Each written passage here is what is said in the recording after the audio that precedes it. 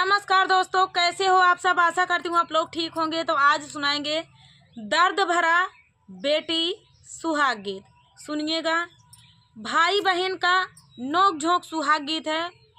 इतना दर्द भरा है कि आप लोग आखिरी तक सुनना, ऐसे रोने लगोगे। इतना दर्द भरा गीत है।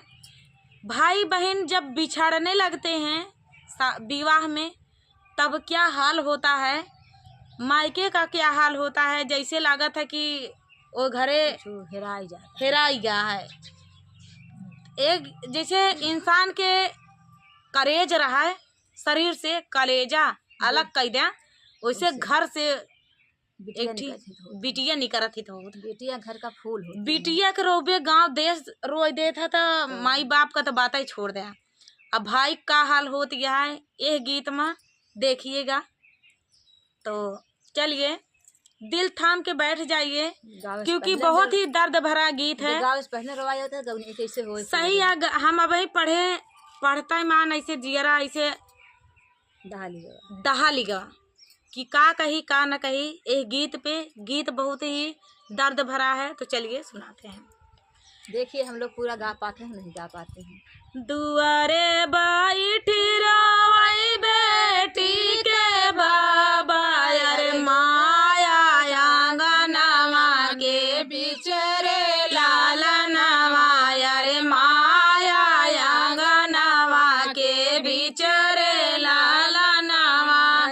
दुआरे बैठी रोई बेटी के बाबा, अरे माया आंगनवा के बिचरे लालनवा, अरे माया आंगनवा के बिचरे लालनवा। डोलिया पकड़ी रोई भैया बीरनवा, अरे आजू बहिनी जय ससुरार रे लालनवा, अरे आजू बहिनी भाईली पराई रे लालनवा। डोलिया पकड़ी रोई भैया बीरनवा, अरे आजू बहिनी भाईली पराई रे लालनवा, अरे आजू बहिनी भाईली पराई रे लालनवा। जाहू न मोरे भैया माया समझावऊ, अरे बापाई काली हाला सम्हारा रे लालनवा, अरे बापाई काली हाला सम्हारी रे लालनवा। सामना भदवाना लावटी फिरी आऊ बई, अरे बहिनी का रहिया जो हरा रे लालनवा, अरे बहिनी का रहिया जो हरा रे लालनवा। एक ही कोखिया माली हाले जानमवा, अरे लिखले विधाता कावन भाग रे लालनवा, अरे लिखले विधाता कावन भाग रे लालनवा।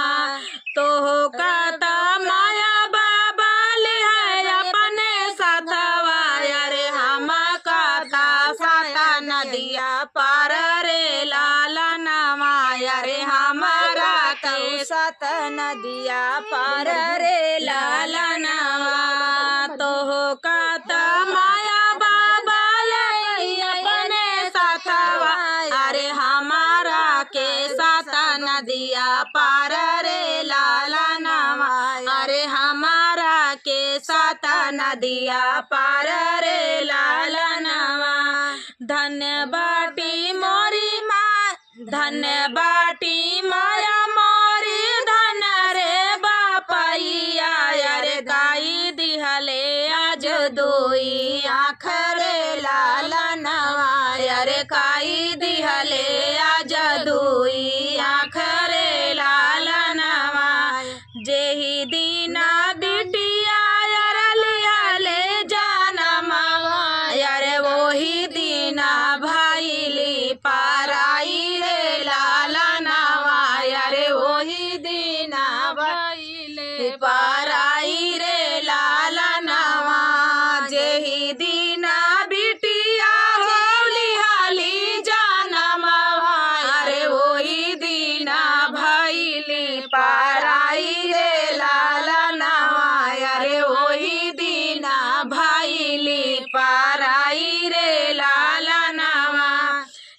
बानी बचना जब सुना ले बीरनवा अरे माड़ाए में गिरई फफकारी रे लालनवा अरे माड़ाए में गिरई फफकारी रे लालनवा पानिया का छीटा दाई बोलो वही उन कर बहिनी अरे होई गई विदाइया का जुन रे लालनवा अरे होई गई विदाइया के जुनी रे लालनवा।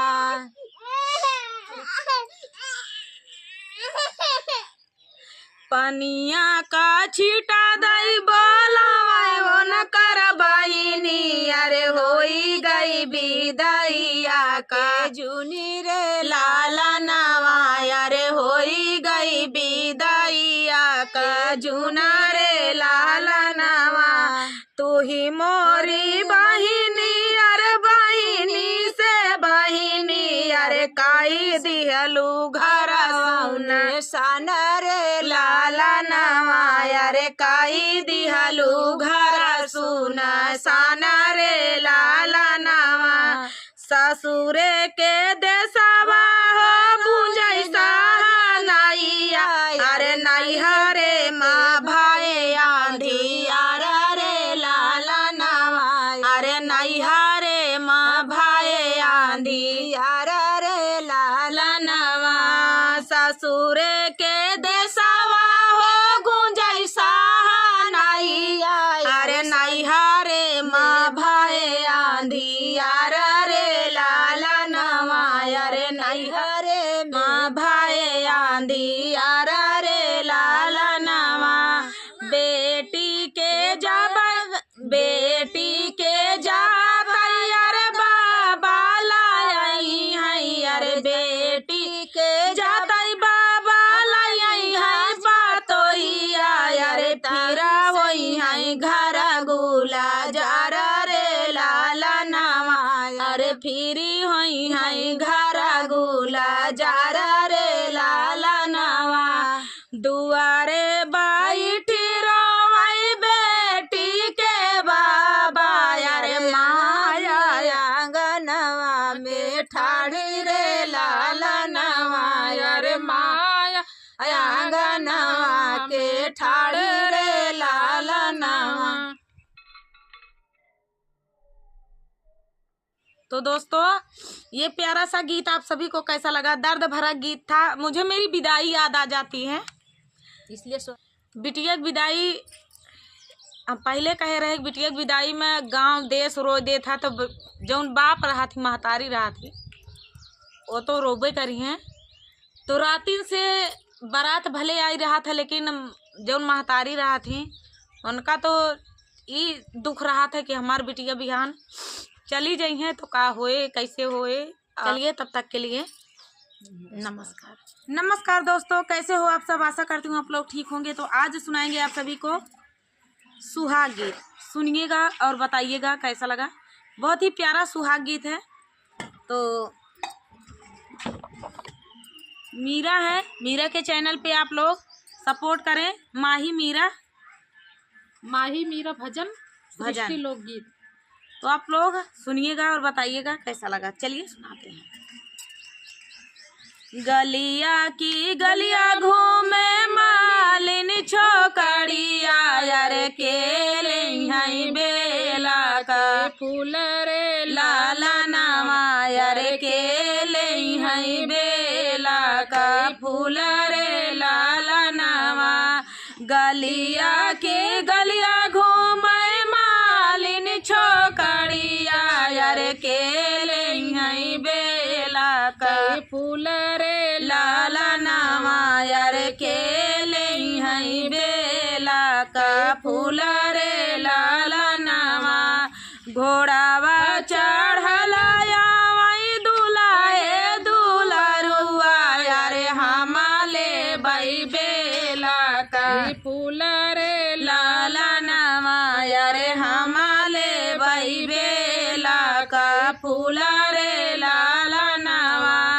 फूलावा जे लइके राजा घर काला बटले यार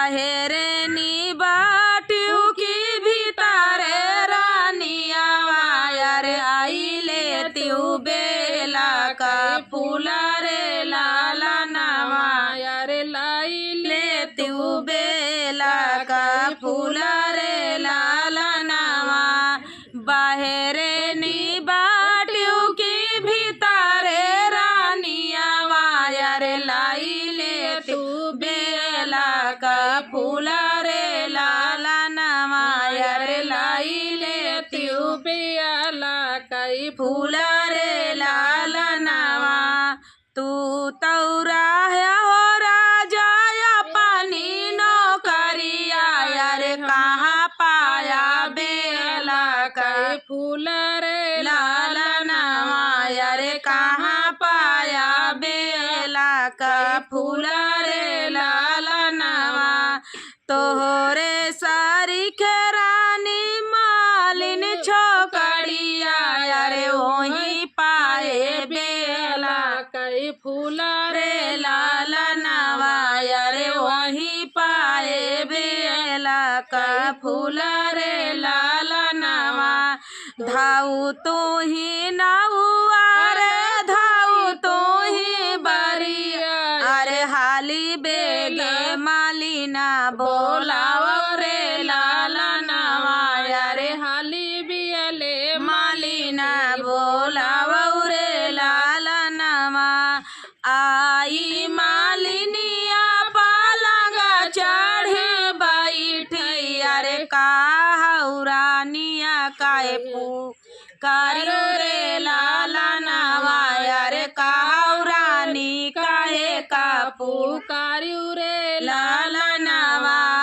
आई मालिनिया पालंगा चढ़े बैठी अरे काहुरानी काहे का पुकारियो रे लाला नावा यारे काहुरानी काहे का पुकारियो रे लाला नावा हमारे तौरा जरा है या पानी नौकरिया यार काई से ली बेला माई रे लाला नावा यार काई से ली बेला माई रे लाला नावा हमारे तारा जरा है या पानी नौकरिया अरे काई से ली बेला माई रे लाला नावा अरे काई से ली बेला माई रे लाला नावा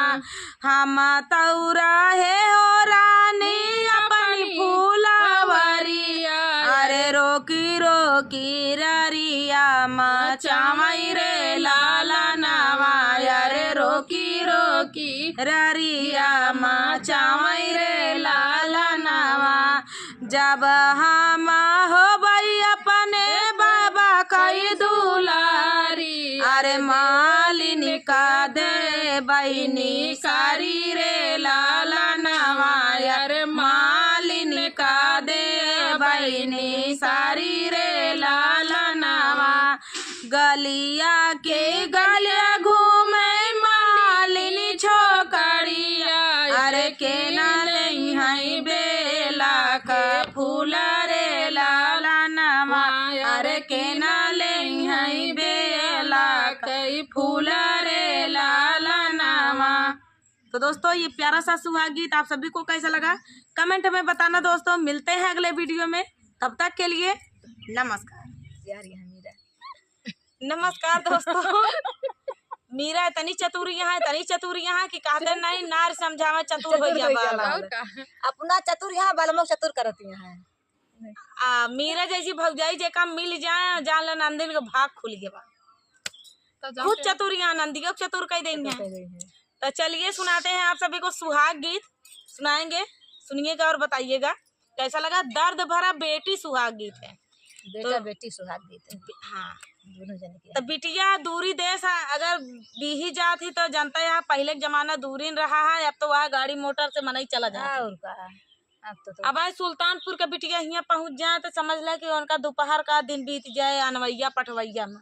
एक दिन का समय चाहिए, एक दिन का समय चाहिए। पैदल जात रहे पैदल जौन बाप ओपरात रहन नहीं भाई रहा नहीं नाव बारी जात रहे ना नहीं भाई तो बड़े गाढ़े जात रहे, भाई तो बापवन बेचारा अपन बिटिया यहाँ नहीं जात रहे जात रहे। आ नदी नार जब रहा तक बाप रहत है, पहले बिटिया पुलव के साथ नहीं रहत रहा पुल तो वही अब बना अब पैसा को जानकारी में बना है। पहले पुल नहीं रहत रहा नदी नारे ऐसे बाप ओ भटकत रहे बिटिया भी पगड़ी बांधे 4 चबैना लेहे ले अपन राशन पानी साथे लेहे रहा छाह रहा है जेठ के दोपहरिया में बार हे रही निकल लोटा डोरी ले रहे हैं, जहाँ कुआं पानी मिले पानी पी पी ले। पानी पी ले मनाई कहा के का देखा हमका लगत बिटिया के बाप है बिटिया के बाप है, बिटिया के बाप के नीची पगड़िया कहते नहीं कितना बाप अमीर रहा है लेकिन बिटिया के बाप हमेशा सिर झुका रहा था। चलिए सुनाते हैं।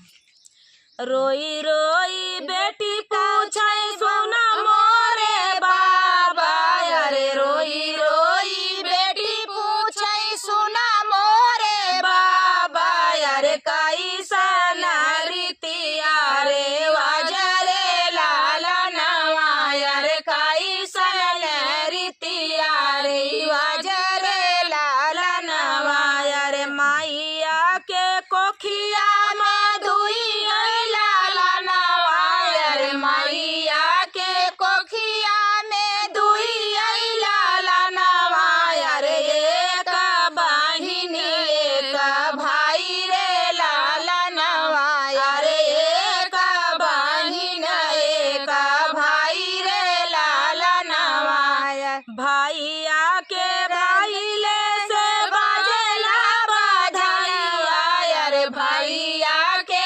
भाईले से बाजेला बधाइया अरे बेटी के भाई मन दसरे लाला नवा अरे बेटी के भाई मन दसरे लाला नवा अरे बेटा के राजा बेटा अपने बखरिया अरे बेटा के रखा बाबा अपनी बखरिया अरे बेटी पर भेजब दूरी दे सारे लाला नवा अरे बेटी का भेजा दूरी दे सारे लाला नवा अरे काहे का मोरे बाबा ऐसन दुई रतिया अरे काहे का मोरे बाबा ऐसन दुई रीतिया अरे कैसन इया है वेद भाव रे लाला नवा अरे कैसन आया है वेद भाव रे लाला नवा अरे नाही हो मोरी बेटी कौनो दुई रतिया अरे नाही हो मोरी बेटी कौनो दुई रीतिया अरे नाही बाटई कौनो भेद भाव रे लाला नवा अरे नाही बाटई कौनो भेद भाव रे लाला नवा अरे तोहरौ जानमा बेटी बाजेला बधाइया अरे तोहरौ जानमा बेटी बाजेला बधाइया अरे गुसरा है घर परिवार रे लाला नवा अरे घुसरा है घर परिवार रे लाला नवा रे बेटी बियाह कई के जाली दूरी देशवा अरे बेटी बियाह कई के जाली दूरी देशवा अरे यही गुना बापाइला चार रे लाला नवा अरे यही गुना बापाइला चार रे लाला नवा अरे यही बेटी रीतिया रिवाज रे लाला नवा अरे यही बेटी रीतिया रिवाज रे लाला नवा अरे रोई रोई बेटी पूछाई सोना मोरे बाबा अरे रोई रोई बेटी पूछाई सोना मोरे बाबा अरे कैसन रीतिया रिवाज रे लाला नवा अरे कैसन रीतिया रिवाज रे लाला नवा। तो दोस्तों ये तो सही यार रीत रिवाज जौन लाग है ना मनई कहा थी इस लाचार कि हम बाप बाप लाचार रहा का करें भेजे परत करेजा जे अपन बिटिया विदा करत करेजे पत्थर रख के विदा कर विदा करे से पहले जौन है करेजा जौन है वो पोड़ करे पड़ा पोड़ था। धीरे धीरे करे पड़ा काहे से धीरे धीरे करे पड़ा था। पहला नंबर तो बिटिया ऐसी ऐसे ऐसा पल रहा था बिटिया का, बिटिया के साथे रहा वाला। पापा खाना खाबे, पापा पानी लाई, बेटवा ना पूछी है, पूछी है वैसे बेटवा, लेकिन कम पूछी है जितना बिटिया पापा पानी लाई। बाप का दर्द बिटिया समझा थी, तब बिटिया दूरी देश दूरी भी ही जाती। एमा गलत कमेंट जिन करत जाया यह बिना कि बाप ये कही है कि बेका बेटवा नहीं समझते, बेटवा समझा थी। लेकिन देखा हाँ तो देखा सबका एक तराजू पे नहीं, पांचों उंगली एक तराजू पे नहीं तौली जैसे बिटिया सब यहाँ ना जैसे बेटवे सब हैं। तो चलिए मिलते हैं अगले वीडियो में। अपन अपन संस्कार है, अपन अपन भावना है, अपन अपन प्रेम है। चलिए तब तक के लिए नमस्कार।